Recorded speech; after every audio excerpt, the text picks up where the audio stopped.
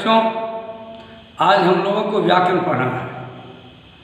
तो व्याकरण पढ़ने से पहले मुझे ये जानना है कि दुनिया में जितने शब्द हैं उसके पीछे ये जानना है कि शब्द का निर्माण कैसे होता है। उदाहरण के लिए हम व्याकरण एक शब्द है, ये व्याकरण क्री धातु से बना है जिसमें वी उपसर्ग लगा है, आ उपसर्ग लगा है, उसके बाद क्री धातु में ल्युट प्रत्यय लगा है, तब जाकर व्याकरण शब्द का निर्माण हुआ है, व्याकरण शब्द की उत्पत्ति हुई है। अब हमको जानना है कि व्याकरण किसे कहते हैं।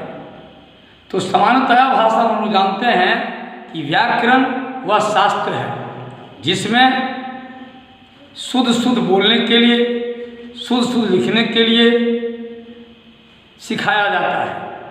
तो व्याकरण को शुद्ध शुद्ध लिखना, शुद्ध शुद्ध बोलना को जब हम बृहत रूप से समझते हैं तो हम इस प्रकार समझते हैं कि व्याकरण में वर्ण की चर्चा होती है, यानी वर्ण विचार व्याकरण हम लोग पढ़ते हैं। वर्ण विचार में पढ़ते हैं वर्ण क्या है, वर्ण किसे कहते हैं, वर्ण के कितने प्रकार होते हैं, वर्ण की उत्पत्ति कहाँ से हुई है, ये सारी चीज़ें हम व्याकरण में पढ़ते हैं। इसके अलावे हम व्याकरण में शब्द के बारे में पढ़ते हैं, शब्द की उत्पत्ति, शब्द के प्रकार आदि आदि। फिर हम पढ़ते हैं वाक्य के बारे में, वाक्य किसे कहते हैं, वाक्य कितने प्रकार के हैं, वाक्य में कोमा कहाँ लगता है, पूर्णविराम कहाँ होता है, फिर उसमें अल्पविराम कहाँ होता है, अर्धविराम कहाँ होता है।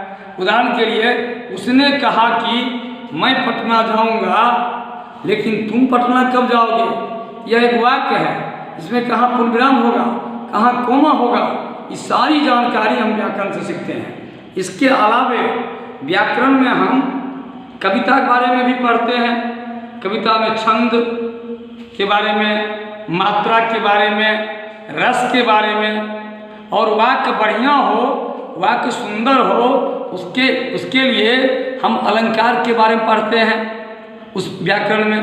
तो इस प्रकार हम कह सकते हैं कि व्याकरण के 5 भेद हैं। पहला भेद वर्ण विचार है, दूसरा भेद शब्द विचार है, फिर वाक्य विचार है, फिर चिन्ह विचार है, फिर छंद विचार है।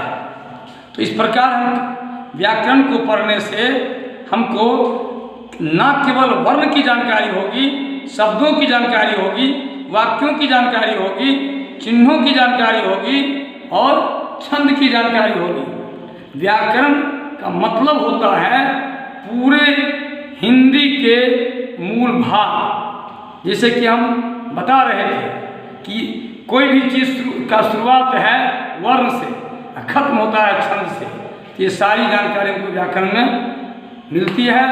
हमारे बच्चे जब व्याकरण पढ़ते हैं तो वास्तव में उसको सारी चीज़ों का ज्ञान होता है, चाहे वह वर्ण हो, शब्द हो, वाक्य हो, चिन्ह हो या फिर छंद हो आदि।